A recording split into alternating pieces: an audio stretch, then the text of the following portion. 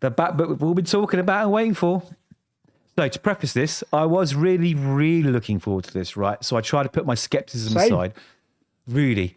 But after that All-In special, I was like, I've got to go into it, be completely unbiased, judge it on its own merits, which I did. So, Absolute Universe. Everything is different. Everything is darker. Everything is dark side. So, Alfred Pennyworth is no more a mere butler, all right? No. He's an older, grittier, facial-haired, highly trained and experienced assassin who's been reassigned to Gotham, even though he was really close to the target of his current mission in Singapore, who he's been chasing for 5 whole years. So he rolls up in Gotham on a super-powered high-tech motorcycle looking all badass, right? Alfred is badass in this, right? Yeah, now, we agree on that. We do. That main target is yet to be revealed. Probably Ra's al Ghul or the Joker, right? Usually. But he's been brought home to tackle a new, merciless, ultra-violent gang causing havoc in Gotham, the Party Animals, a group of very cool skull mask-wearing killers who have raised the murder rate in Gotham by 700%. Now, his handler briefs him on the mission and warns him there's another player in town circling the gang. Obviously Batman, right? Okay. And he has authority to engage if this mystery player jeopardizes the mission in any way. Now, Alfred gets straight to it. He leaves his hideout to discover that his motorcycle has been stolen, right? Welcome back to Gotham. Another reason why he hates Gotham. As a side note, he's also trying to contact his estranged daughter, who's pretty much disowned him. On to Bruce, who is an engineer, not the son of wealthy parents, but a humble working-class Gothamite who's grown up in Crime Alley without a vast fortune, stately manner, horses, everything, you know. He's not this multi-millionaire, billionaire playboy. He's just a normal guy who's working out in the gym, which is owned and operated by a non-killer croc, Waylon. So it's just Waylon Jones at the moment, right? Who, along with Bruce, is childhood friends with some other familiar names. Ozzy, Harvey, Eddie, and Selina, who are obviously the Penguin, Two-Face, Riddler, Catman, right? You knew that. I didn't need to tell you. Anyway, we learned that Bruce is basically like a super genius. And after and we'll get to his father's death, after lashing out after his father's death and landing himself in all types of trouble, picked himself up, got his life back on track, started training, learning and working specific jobs, you know, finding out how the city works, how Gotham breathes and its heart. He just figuring it all out. He's learning everything, right? Waiting for the right time to strike back at Gotham's underworld. So about his father's death, we flash back to Gotham Zoo, and Bruce is on a school field trip with a bunch of other kids, led by his father, who is, in this absolute universe, a school teacher. Tragically, gunfire is heard at the zoo. Thomas Wayne dies saving the children, and they were going to go to the cinema that night, Jim, to see Mask of Zorro, of course. So anyway, that's how his dad dies. But his mother's still alive, which is different, which is interesting, right? Anyways, we're then introduced to the leader of the Party Animals, who's clearly like Roman Sinus, right? The Black Mask. And his very, very young daughter, as they sit down to a meeting on a super yacht with mafia bosses Falcone and Maroni, who do not like what this new upstart and his gang are doing. It's bad for business, and there are rules and traditions, right? You know? So he tells them it's time for change, and after revealing the heads of their family members, side note, he collects death masks and heads, right? He and his very young daughter murder them in their seats, right? Quite brutal. So cut to Jim Gordon at a press conference where he's getting roasted for not doing enough to combat this new gang terrorizing Gotham. We also meet Selina Kyle, who seems to be some upstanding official of some kind. It's not really well revealed, or I didn't pick it up. Anyways, as you guessed, the Party Animals attack the press conference, shooting and wounding Jim Gordon. As steroid Batman turns up, Mr. G Unit himself, built like an absolute tank, kicks the shit out of all of them. Now, spying on all this mayhem from a vantage point is Alfred through his little scope of his sniper rifle. This is where Alfred, as he's so expertly trained, right, narrates what he sees in this character, this Batman, and he informs us that he's incredibly talented, he's incredibly trained, knows how to fight, he's good with knives, knows how to keep it non-lethal, and basically bangs on about how super amazing Batman is, right? Okay, we get it. Batman's really good. And for those waiting to hear about it, the big topic of conversation, at the end of the fight, a meat-cleaving, cleaver welding party animal gang member fronts up with Batman, and we get the whole Crocodile Dundee. You call that a knife moment, where Batman takes his handle out, clips it into his ridiculously large bat logo, and it turns into the Bat Axe, which in my opinion is pretty boring. And I was like, oh God, is that it? I mean, he had some like bat ears which unplug and turn into daggers, right?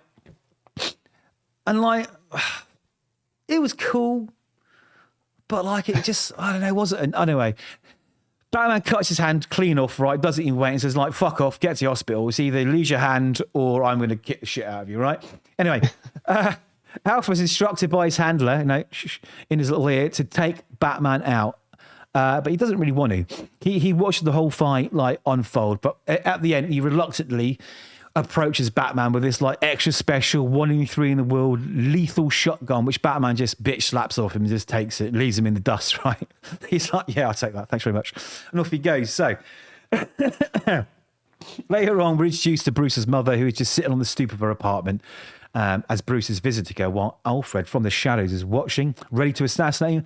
And at this point in time, Alfred's estranged daughter texts him and makes it clear she's not interested in seeing him. This sort of triggers some emotion in Alfred, and he just walks away because he thinks, it's just a kid visiting his mum. This isn't right. Now, later that night, right, in Bruce's Batcave, which is in the upper floors of some unused skyscrapers owned by like some mega rich oligarchs and like clients of his, I take it. He's helped build these buildings. That's where his little Batcave is, with all these like, what do you call it, screens and everything out. Alfred pops out. He's tracked him down there. He tells him he's there to shut him down, but Batman just blasts the shit out of him with that now modified to non-lethal shotgun he took from earlier. And then goes, there you go, there's your gun back, bitch. And then jumps on a motorcycle, which happens to be the motorcycle he stole from Alfred when Alfred actually turned up in Gotham, right? So it's this whole full circle. I knew here anyway. And then rides it out of the glass windows of the skyscraper 1,000 feet up in the air, escaping. This issue ends in the epilogue where we meet this rich industrialist who is one of the most richest people in the world. In fact, he's top 30 richest on the planet. And this thing about this gentleman is that he never laughs. Nobody knows his real name. Hence, he has a sarcastic nickname and moniker, the Joker.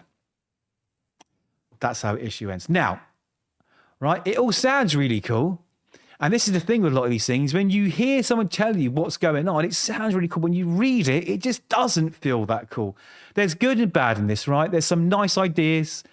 I think he's attempted to add a fresh take on the traditional characters and tropes, but I found it average, right? Snyder's desperately trying so very hard to channel Frank Miller's Dark Knight, and it just ended up feeling forced, somewhat disappointing, right? Bruce is unlikable. There's nothing likable about Bruce in here. There's just this one-dimensional, focused, asshole, badass character, right?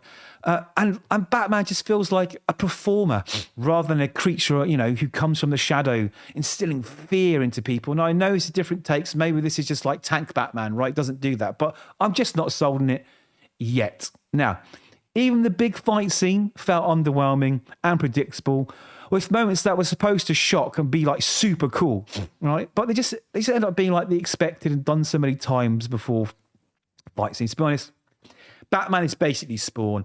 Even those like claws in the end of his cape that he uses as weapons, I'm just like, yeah, boring. And back to the Batcow daggers. Now, if that was like just one scene done in a really sort of dark, moody Batman from the thing, it would have been really cool. But it just didn't feel good. It just felt like kapow, bam, kaboom type of superhero book, right? Just average, not that darker, more realistically framed reimagining I was hoping for. Now,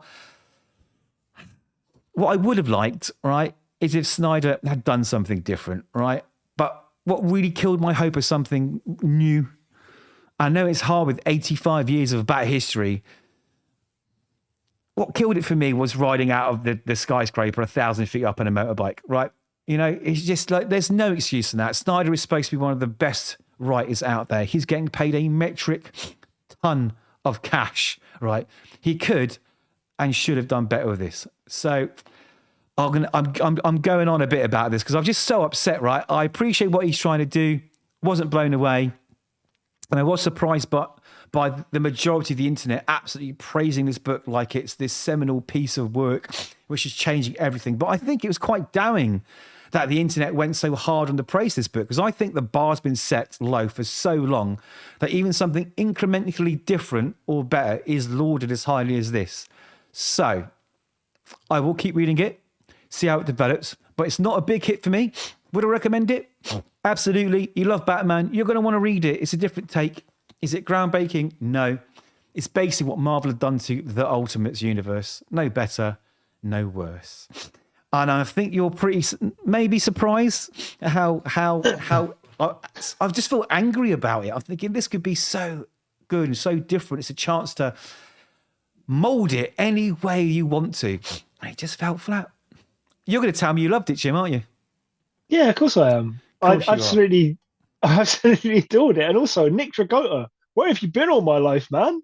You literally came out of nowhere with this artwork. It's just up there with Capullo and Snyder's original run on Batman. The art was nice. Good. Yeah, and Snyder's original run was really good. But the art for me saved this from being a total disaster in my mind. Yeah, I mean, again, I'm going to have to hunt down more Nick Dragotta stuff because I've recently came back to Weekly Comics this year after reading them in the 2000s, and some of the great artists that we've discovered, like David Marquez and Alessandro Cappuccio, and people like that. Yeah, it's just really, really nice to see that there's still some really decent artists. There are. They just need decent writers, and I'll be honest with you, there's not that many out there that are doing anything that gets me excited. No, it's not like the 80s and the 90s where you had these invasions of of creators that redefined everything. It just feels... the whole scene at the press conference when it was ramping up. It to me, it felt like it was the opening scene of the Dark Knight, the heist. Look, it just had that same sort of feel. Like I said, there was good really and bad. It had the pace. It just, the story was just so, like, as the Gen Z kids call it, mid. It was just okay. It was expected. None of it was unexpected. It wasn't wow. I like the idea that his mum's still alive, right? I like that kind of thing. I like the idea that he's not. I like those concepts of how he's framing it. I think Alfred's a bit overdone. I like all that, but it just felt so performative. I don't know. Anyway, big widescreen action book. I really, really enjoyed it. I know. Go pick it up. You'll like it.